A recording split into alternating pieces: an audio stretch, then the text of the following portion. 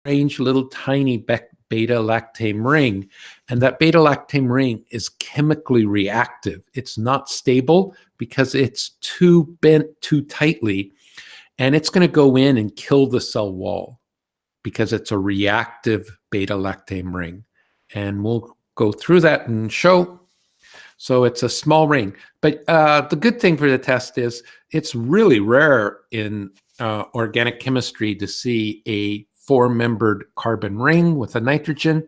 If you see that box, you can be guaranteed, especially in biology, that that is an antibiotic like penicillin. So the thing you need to know is the box shape.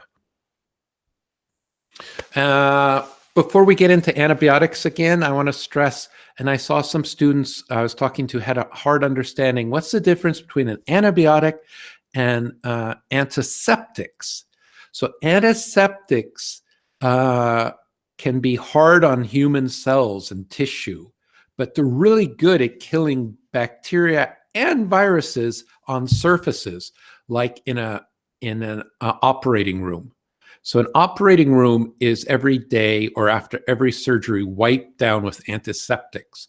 And unfortunately, because of coronavirus, all the hospitals in Sweden, they're using tons and tons and tons of antiseptics. And every time a coronavirus patient comes in, antiseptics are wiped down on all the surface, the beds, the instruments for measuring the ECG, everything that a patient touch, if they think it's coronavirus, they're washing with antiseptics.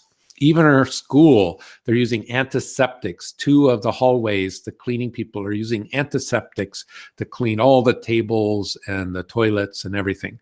So antiseptics are poisons to our body, but they're really good for cleaning surfaces. World War I, they didn't have any antibiotics. An antibiotic also kills bacteria, doesn't kill viruses like an antiseptic can, but it does kill bacteria. And they didn't have any in World War I. All they had was antiseptics, and it was a huge disaster. Like I said last week, they tried to pour antiseptics into wounds, bullet wounds, and it just led to more death. Why was antiseptics used? And what's antiseptic mean? Here is a picture of, I think this is probably in England, but this could be anywhere in Europe, about 200 years ago, 150 years ago. It was an operating room. So this could have been at the old Karolinska Hospital, and maybe around, I guess, like 1830, 1820, 1840, is that they would do operations, and it would be like in a normal classroom where other doctors could observe the surgery and learn how it was done. You can see in the back to the far on the right side, there's 2 people whispering, and they're very close to the patient. Of course, this would never happen today because all those visitors watching doctors, they're going to be breathing bacteria. They have their normal outdoor clothes on. They're probably wearing shoes that they walk through the winter in, and it's got mud and dirt and lots of bacteria. All over that room, there'd be bacteria. If you had surgeries 200 years ago, you had a great chance of having sepsis. And sepsis is bacteria growing inside the body. So your surgery 200 years ago, it might cure you. Let's say if you had appendicitis and you had to have your appendix removed, you had a big chance that the surgery would introduce bacteria into you. So a Scottish doctor realized, he was very impressed by Pasteur saying how bacteria were such a problem and that we should watch out for bacteria. You can't see them, but they're all over our skin, our clothing, in the rooms. And so Joseph Lister, he was a Scottish doctor, he was the first one to do modern surgery where everything in the operation room before the patient comes in is wiped down with antiseptics. So antiseptics stop sepsis. Sepsis is bacteria growing inside. And so Joseph Lister was the inventor of having a sterile operating room. Get rid of those doctors in their normal clothes. Wear a mask over your face so you're not breathing into the surgery. So he doesn't look like a super fun guy, Joseph Lister. He did become the president of the Royal Society. This was in 1902 after all of his discoveries. But if you move back 40 years before, Joseph Lister was a medical doctor.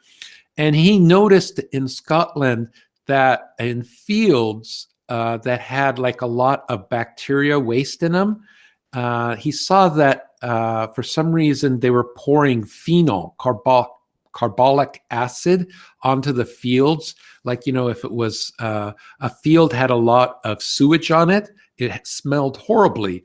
And then he noticed that workmen were pouring carbolic acid onto the fields, and then the smell from the sewage instantly disappeared. Reason why was the carbolic acid was killing the bacteria. So he thought, oh, I'm going to take this kind of industrial treatment and wipe down the surgery operation room and kill all the bacteria. And you could make phenol is actually, you would definitely not want that in your body. I remember someone telling me if you have like a 10 centimeter square area of straight phenol spilled on you, you can easily die from it. It will go right through your skin and be very, very poisonous. Phenol is a 6-membered carbon ring. It's aromatic if you guys are taking organic chemistry. And it's the weird shape of phenol means that OH group, it's an alcohol group, but it's very acidic. And that's why it's called carbolic acid.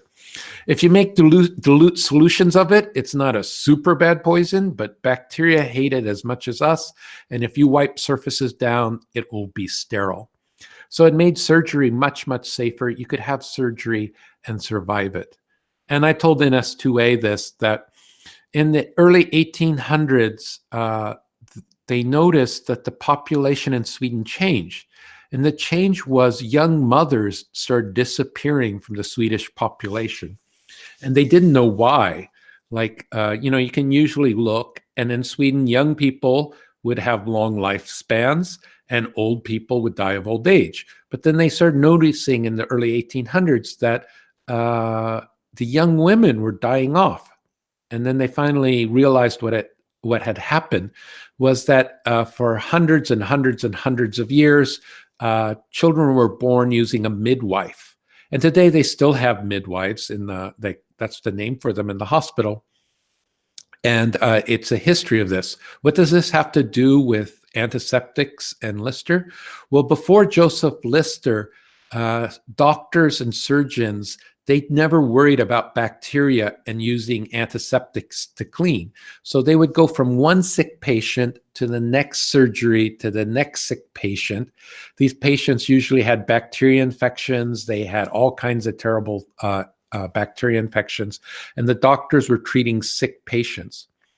And what happened in Sweden in the early 1800s was it started to be a status symbol to have your baby delivered not by a midwife, and they were very educated on delivery, but they weren't formally educated at a university or at even a high school. They were taught from a previous midwife how to deliver babies. So it was considered, like in Stockholm and in the bigger towns in Sweden, in the 1800s, that it was really posh to have a doctor deliver the baby instead of a midwife. And so before antiseptics, these doctors were covered in bacteria from patients that had disease. They would just come from the hospital. They'd come for the delivery of the baby. And, the woman during the birth, her first birth, there's quite a bit of blood and bleeding, and the doctors helping getting the baby's head out. And the women would get sepsis and they would die from the birth. And in Sweden, it was a huge problem of young mothers dying. And it was because they didn't have a midwife. They were having a doctor who had bacteria from sick people.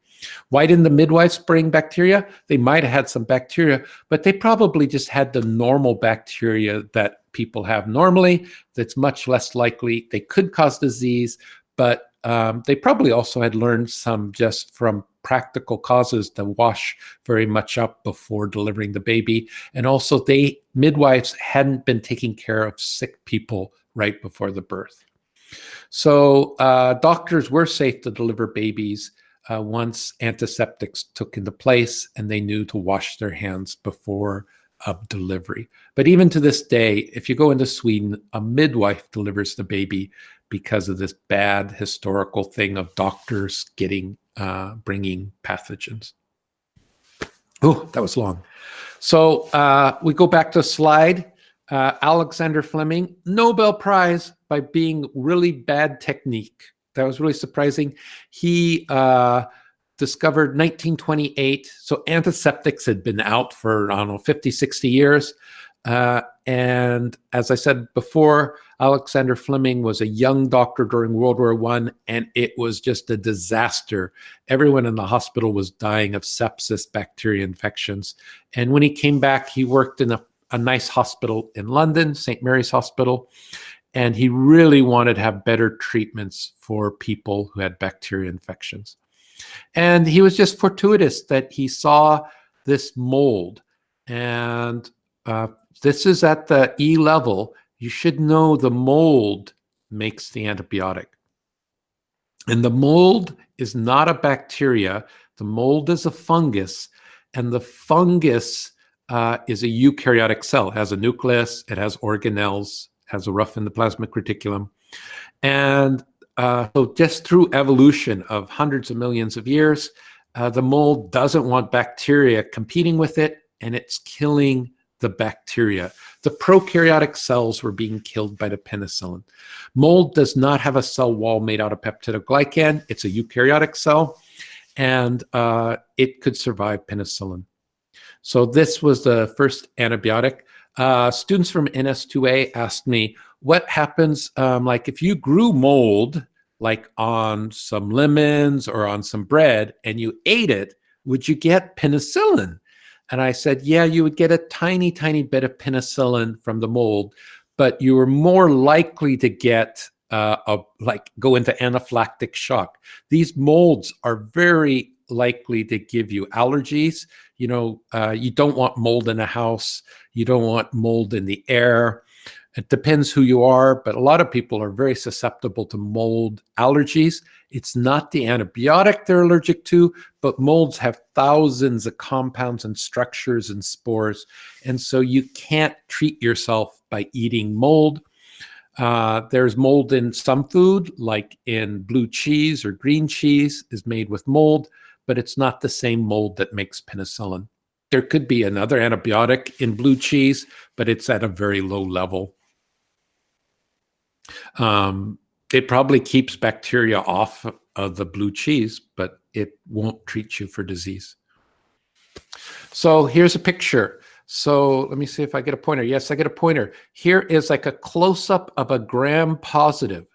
Things you need to know for E-level is this big blue cell wall is made out of protein sugars called peptidoglycan layer. Peptidoglycan layer is not made out of cellulose. Plant cell walls are made out of cellulose, you know, which is paper or wood.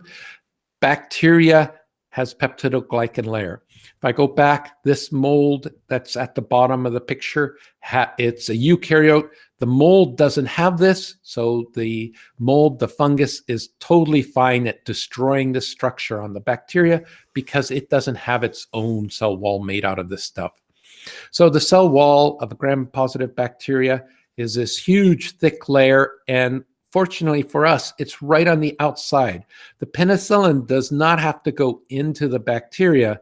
It just has to kill it on the outside. So gram-positive, very sensitive to penicillin-like antibiotics because the cell wall is totally available for the penicillin.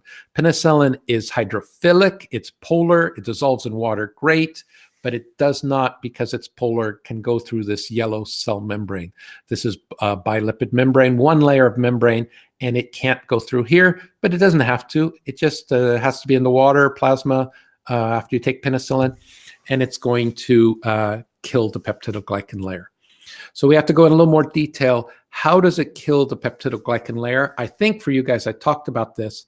The penicillin, here is the box, the strain box, a nitrogen and 1, 2, 3 carbons. It is bent too much. The covalent bonds should not be at 90 degrees. They're trying to break open. It's a reactive box. It goes in and it doesn't actually stick to the cell wall. what it sticks to is the enzyme, the transpeptidase that makes the cell wall. So here's peptidoglycans, and they're getting hooked together with these bonds. The bonds need a bacteria enzyme to make them. And there's two names. It's kind of confusing. The transpeptidase was originally called, because it was the target for penicillin, it's the penicillin binding proteins or enzymes. See the enzyme ACEs here. Transpeptidases are penicillin binding proteins, and they don't want to bind penicillin. Penicillin inactivates and kills the enzymes, the bacteria enzyme, and the cell wall cannot be built. I have a picture up ahead here. Here's the enzyme. It says penicillin binding protein. Its actual activity, this is made by the bacteria. Bacteria has a gene, and it's just an enzyme from the bacteria. This is out in the cell wall. The enzyme got outside by the cell wall from the bacteria, and it's supposed to make the cell wall. The peptidoglycan layer has to be cross-linked together. Ka-chunk, ka-chunk, ka-chunk. It's getting hooked together. And the bacteria wants to have the penicillin binding protein, and it's a transpeptidase. It's called this penicillin binding protein. I really dislike the name.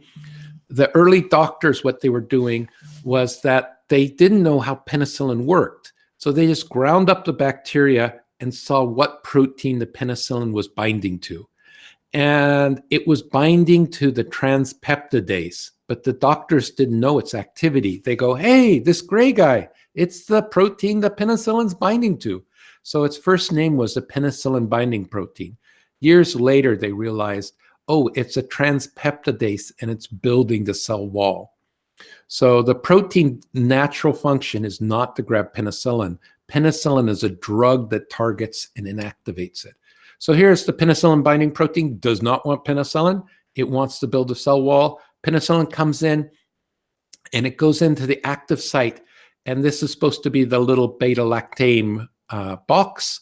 Comes in, it's strained, and it chemically cross-links, pops open, and now this is a dead enzyme. No cell wall built. So basically, penicillin, if it gets a chance to work and it can find the enzyme that builds the cell wall doesn't get made. So here is the beta-lactam ring, and you can see it's intact, but when it goes into the enzyme, that beta-lactam ring breaks open and kills the enzyme.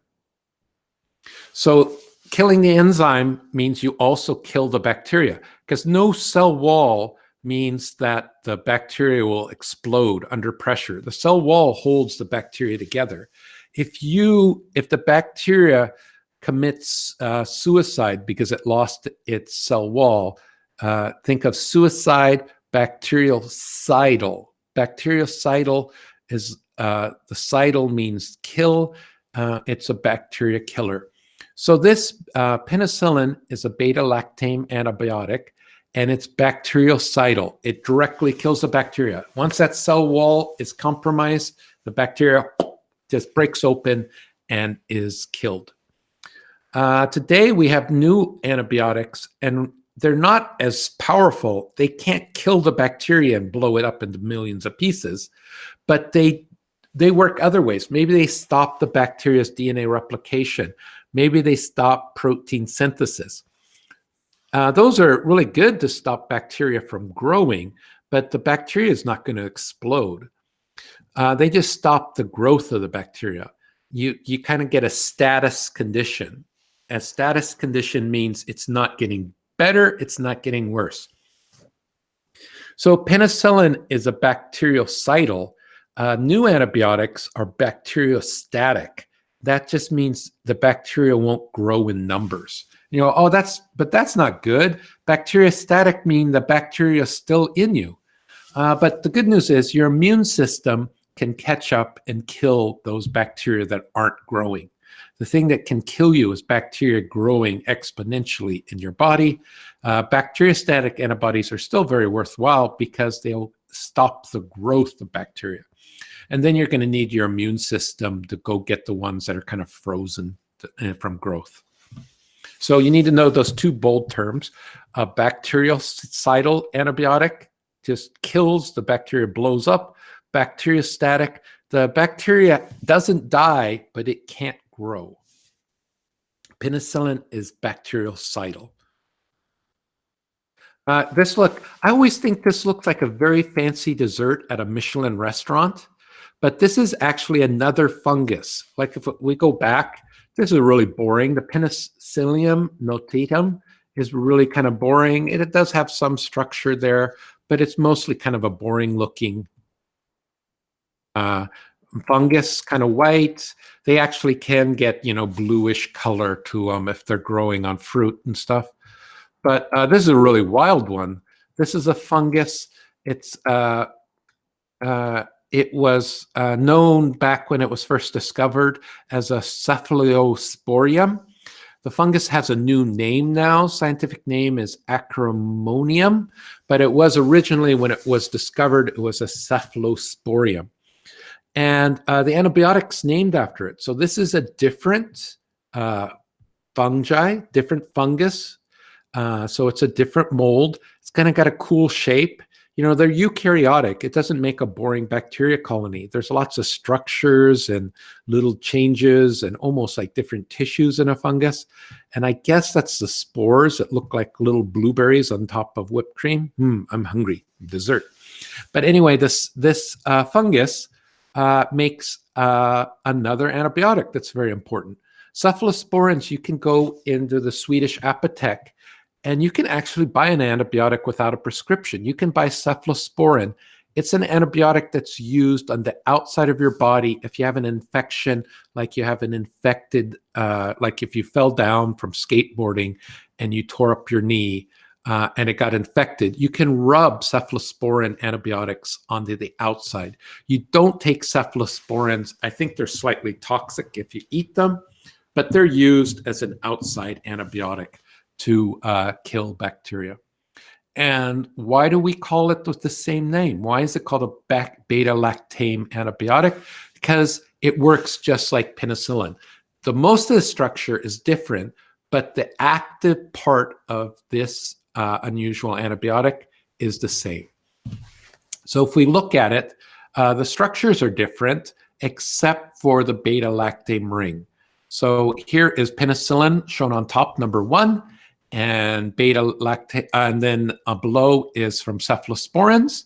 They're different species of mold, but they both have the same beta-lactam ring active part. And so both of these, cephalosporins and penicillin, kill bacteria by destroying their cell wall. You don't need to know the structure in black, but you do need to be able to recognize the red part, the beta-lactam ring. So good news today is we have hundreds of antibiotics, maybe 100, I guess, roughly 110, something around there of antibiotics we have. The bad news is most of them, about half, work by the beta-lactam ring. That's why we focus on the beta-lactam ring so much. So I'm showing 9 antibiotics, 3 that were derived from penicillin, and either they found it from a different fungus to penicillin, or the chemists have modified it in the laboratory to change penicillin structure. But all of these, and then I show there's lots of different antibiotics from cephalosporin. Here is just 6 of them. They have names. All of these are things doctors prescribe to you. And all of them work by the beta-lactam ring. And this is what I think you should be able to recognize. There's the beta-lactam ring in penicillin, the original penicillin. And then here is benzyl penicillin. This is, you can see there's a side group put on. Amoxicillin. Here is amoxicillin. And here's ampicillin. And you might ask, like, oh, they all came from penicillin. Why have different forms of penicillin? If you look over to the left of the 3 new ones, benzyl penicillin, amoxicillin, ampicillin, these were all invented after penicillin. They modified penicillin and it made it more oily. they put like a big hydrophobic group on penicillin. And the reason that's really a great thing to do is it can go through bacterial cell membranes. And for bacteria that have a cell wall under a cell membrane, now the antibiotic can go through the cell membrane and is able to kill them. So gram-negative bacteria, if you remember, has two cell membranes, and in between it is a small, thin cell wall. And the original penicillin couldn't get across the cell membrane to mess up the cell wall in a gram-negative.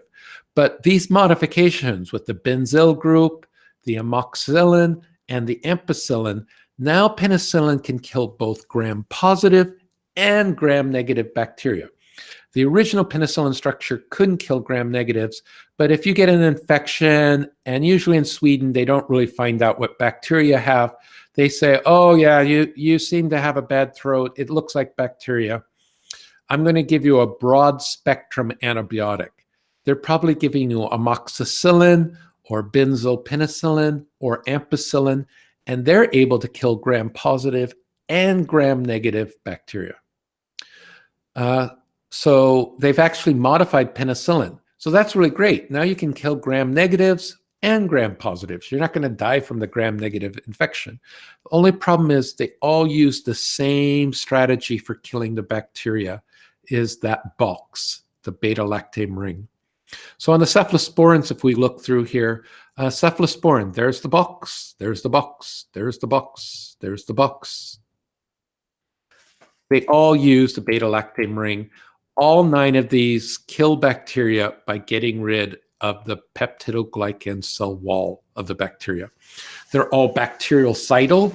They'll totally kill the bacteria. They'll blow up, both gram-positive and gram-negatives, but they all rely on one mechanism of killing, those red boxes. Cephalosporins, they've made lots of antibiotics. You do not, of course, have to memorize this. It's kind of chemical, organic chemistry. The R groups are saying making changes. You see on the two sides ends, the only thing shared is the beta-lactam ring, and they've modified the antibiotics. Let me see, there's 1, 2, 3, 4, 5, 6, 7, 8, 9, 10, 11, 12, 13, 14, 15, 16, 17, 18, 19 different antibiotics. But they're just taking cephalosporin and they're changing its structure so that it can get in across the cell membrane of different bacteria. Different bacteria have different outer membranes. Maybe they have different cell wall thicknesses. Maybe they're more oily, less oily. Maybe what environment they're infecting in, maybe in what tissue. And so changing the structure on the outside of the antibiotics can get them in to kill cell walls better. So these are like antibiotics, but they're all beta-lactam antibiotics. Here's the close-up. You don't have to memorize this, but you can see here, there's the beta-lactam ring. This is ampicillin. Ampicillin, in biotechnology, they use ampicillin a lot to kill gram-negative E. coli. It'll kill gram-negative E. coli. The reason why is ampicillin, it's a penicillin that's been changed where it can kill gram-negatives because it can go across the cell membrane, like I said on the previous slide. And it says on the bottom, the small text, at first, beta-lactam antibiotics could only do the easy-to-kill ones, gram-positive. But broad-spectrum beta-lactam antibiotics, like ampicillin, they actually can cross the cell membrane by making them more oily. It's a real trade-off. You have to have it be hydrophilic enough so you can take it as a pill and dissolve it, but they make it oily enough so that it goes across the cell membrane and finds that cell wall in the gram-negative. Whew. Okay, pause here. Just wait a sec. I'll let you take notes a little.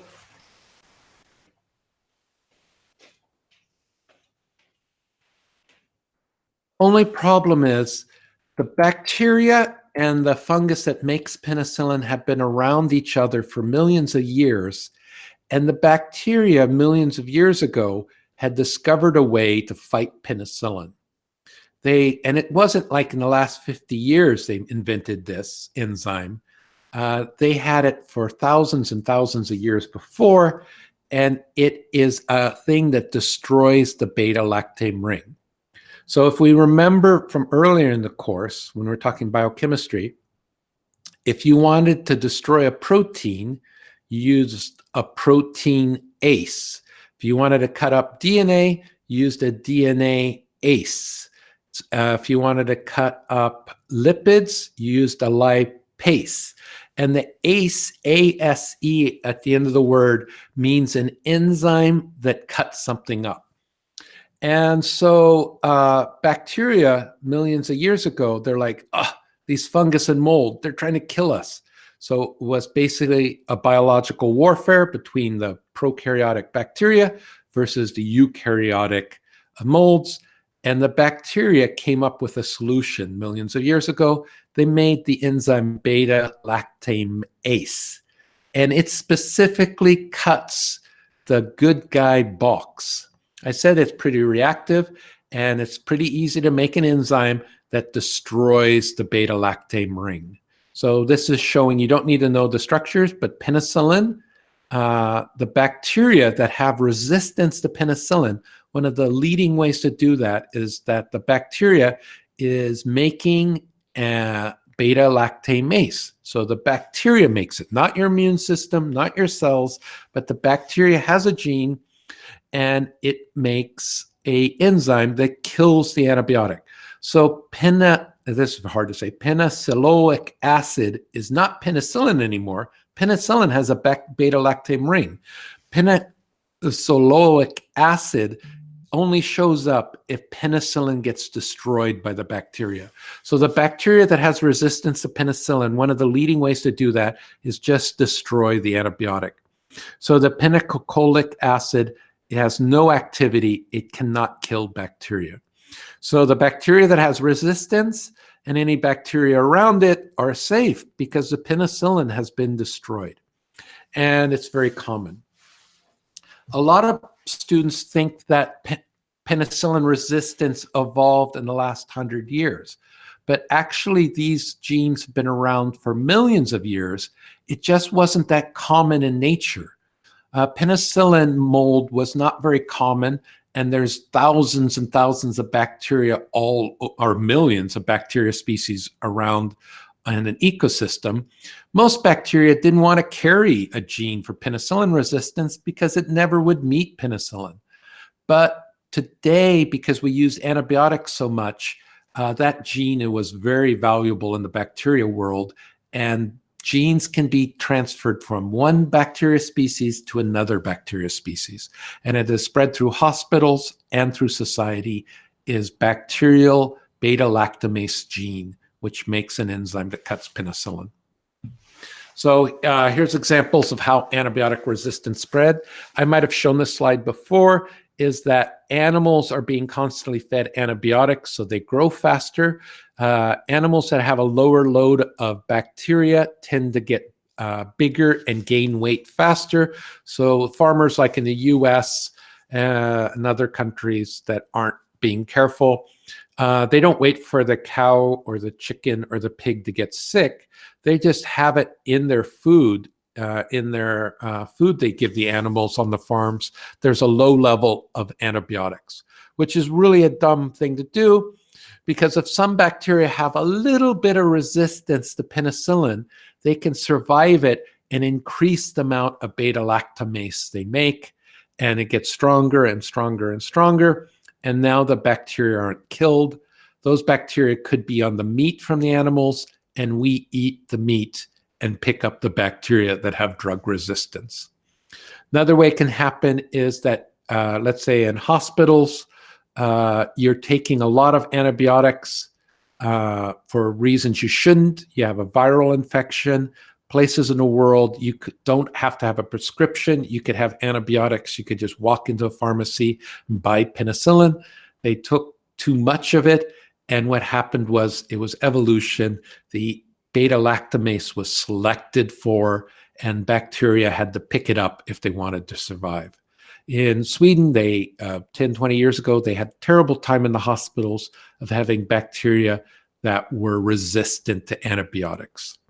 And bacteria get spread within the staff, and the patients can pick it up during surgery. And Sweden 10, 20 years ago had quite a few deaths from antibiotic-resistant bacteria that were no longer killed by the antibiotics. I think I showed this slide. There's lots of ways to be resistant. The number one way is inactivating enzymes. So beta lactamases, they cut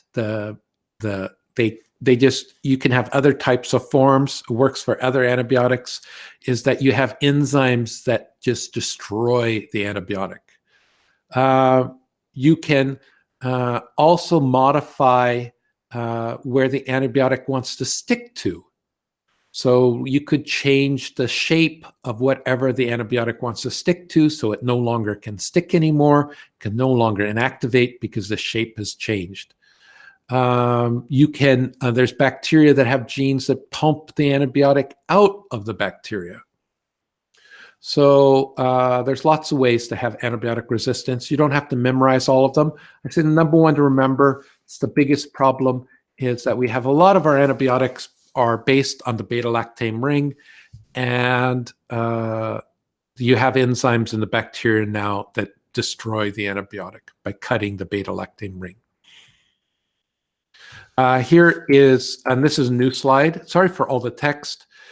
Two main ways for bacteria to develop resistance to beta-lactams.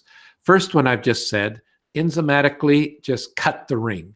The ring's not intact. It has no activity. The cell walls stay together. Well, oftentimes it costs a lot of energy to make this enzyme. When you first start taking the antibiotics treatment, the bacteria sense that they're getting hurt and they crank out beta-lactamase production.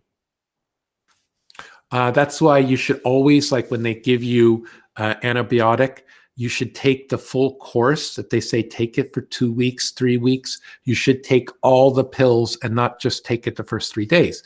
3 days of taking a beta-lactam antibiotic, you probably have removed 99.999% of the bacteria, but you want to get all of them because the ones that are left, they might be making beta-lactamase at a low level. And if you do the whole 3 weeks, you can get rid of all the bacteria. If you only take antibiotics for, let's say, a few days, they'll come back and they'll be harder to treat. Second way of doing it is, let me go back, sorry for going back, is that you can actually, you can either like destroy the antibiotic, or you can change the shape here of the enzyme that makes the cell wall. If you change and get a mutation where the penicillin can no longer dock in, then you are going to survive as a bacteria. And that, I'll have to go through this, is the second way of having antibiotic resistance. Possession of altered penicillin binding proteins. Penicillin binding proteins is the enzyme, the transpeptidases. And if you change their shape so that the antibiotic can't bind anymore, then you can get resistance. Staphylococcus aureus, it is a staph that grows on your skin. Staphylococcus usually isn't a pathogen, but it can, certain strains can be really deadly. Staph infections that get from outside of your skin into your body can be life-threatening. And used to be that they could just give you penicillin, but MRSA is multiple resistant Staphylococcus aureus infections. That's a mouthful to say. MRSA is bad staph infections, and they don't get killed by penicillin because their enzyme that makes a cell wall has a different shape. Also, pneumonia from bacteria, Streptococcus, not staph, but Streptococcus pneumonia is also a big problem, and they also tend to change their enzyme shape so penicillin won't stick. So it sounds bad news. Here is a picture. Here's a new antibiotic we haven't talked about. This is vancomycin. That's kind of a cool name. Vancomycin, and it's really weird. Like we've been talking about, the bacteria are the bad guys. The fungus are our friends. They're making antibiotics. people were trying to find new antibiotics. And some biomedicine researcher went into Borneo, into the deepest jungles, and was looking for new antibiotics. So 1953, he went into the darkest jungles of Borneo and came back with a soil sample.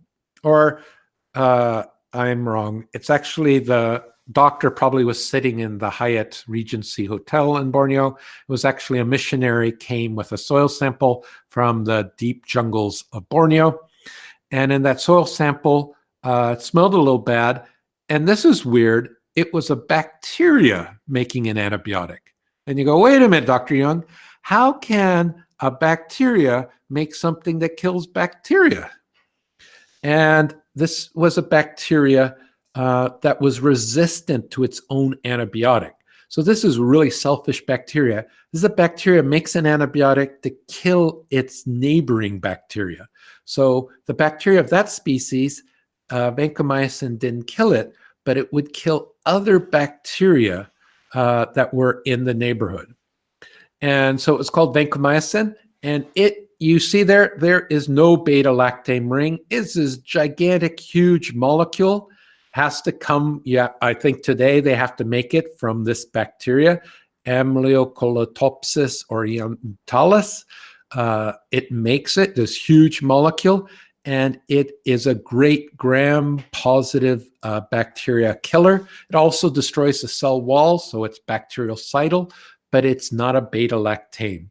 And that's good it's not a beta-lactam antibiotic, because it's not a beta-lactam antibiotic, so it doesn't have the same resistance. It's been the drug of last resort. It's when the other antibiotics have failed in Sweden, they bring out the vancomycin and they treat the patient who's very sick with a bacteria infection. Only problem is in the last 10 years, there's vancomycin-resistant organisms showing up now. And so even vancomycin now in the hospitals and in Sweden, there's vancomycin-resistant bacteria. But it had been the drug of last resort. If the other antibiotics wouldn't work, you got vancomycin. Now they have to have an even third generation of antibiotic in case the vancomycin doesn't work. How do you know which antibiotic to use? And this is my last slide, is they use it's called the disc diffusion method. So here is an agar plate. In yellow, and they do this in hospitals when they're really worried about you, if you're not responding to normal antibiotics, they take your bacteria infection they have in you and they spread it all over an agar plate. And then the little circles you see in the middle are just paper that absorbs antibiotics, and they test which antibiotic has the biggest kill zone. And we actually do this for GYR labs. We've had several groups do this year. We have the disc the same as the hospital have. It's just a paper disc that soaks up different antibiotics. And on this example, there's 5 antibiotics being tested, and they say which antibiotic does the better job of killing. The one to the left side is the best antibiotic for the patient to take because it's killing the biggest area. So the antibiotic comes out of the paper disc and diffuses across the agar. And the more powerful and better it is at killing bacteria, the bigger the kill zone is.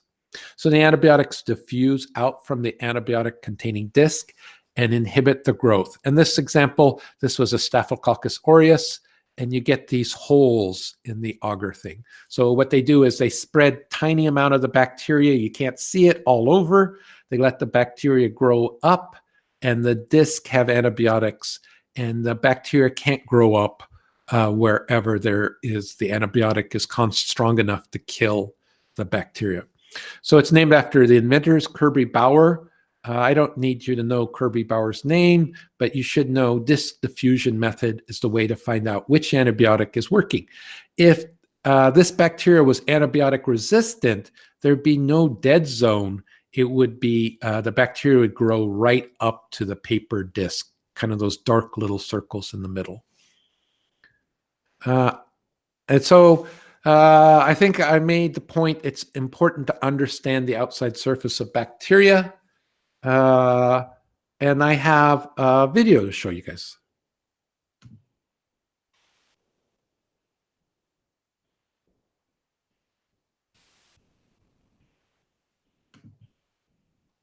And approximately the same amount.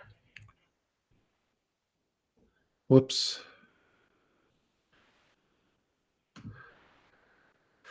That's strange.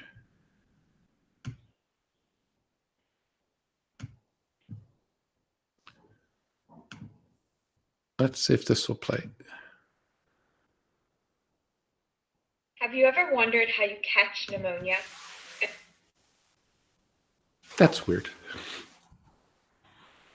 It might surprise you to learn that it is probably more accurate to say that the pneumonia catches you. Every time you breathe in and out, you bring in, then exhale many thousands of bacteria. Some species of bacteria probably entered and exited in approximately the same amount. There are other bacterial species that you inhaled that were able to adhere tightly to your respiratory surfaces and remain behind to cause illnesses like pneumonia. How is this possible? The answer lies in the external structures those bacteria possess. Let's take a look at a few of the major structures and examine their impact on the life of bacteria. The first external structure is the pilus, plural pili. A pilus is a thin, rigid fiber made of protein that protrudes from the cell surface. The primary function of pili are to attach a bacterial cell to specific surfaces or to other cells. But how does the pilus know exactly what surface to attach to? Along the length of the pilus are adhesin proteins. The word adhesin should remind you of the word adhesive. These molecules aid in the attachment of the pilus and are specific to the target surface. Bordetella pertussis is the bacteria that causes whooping cough. Bordetella has pili coated with adhesins that can identify the mucosal surface of the respiratory tract and will stick to only that surface, allowing it to adhere to and infect those cells. Pili can also aid in attachment between bacterial cells. Some bacteria are able to produce conjugation pili that allow for the transfer of DNA from one bacterial cell to another. Bacteria have evolved the process of conjugation as a way to increase genetic variability. The cell with the conjugation pilus attaches to another cell, connecting the cytoplasm of each cell and allowing molecules of DNA to pass through the hollow pilus. Closely related to pili are structures called fimbriae, singular fimbria. These are short, filamentous structures present in large numbers that aid in cell adherence to surfaces. A bacterium that has fimbriae is usually covered with short, hair-like fibers. In contrast, pili are much longer, and a cell usually only has one or two pili. Pathogenic bacteria can have adhesins on the fimbriae that allow them to attach to the target tissues of their host. To draw an analogy to the human body, most people have hair on their body that is similar to fimbriae, many individual strands that are relatively short.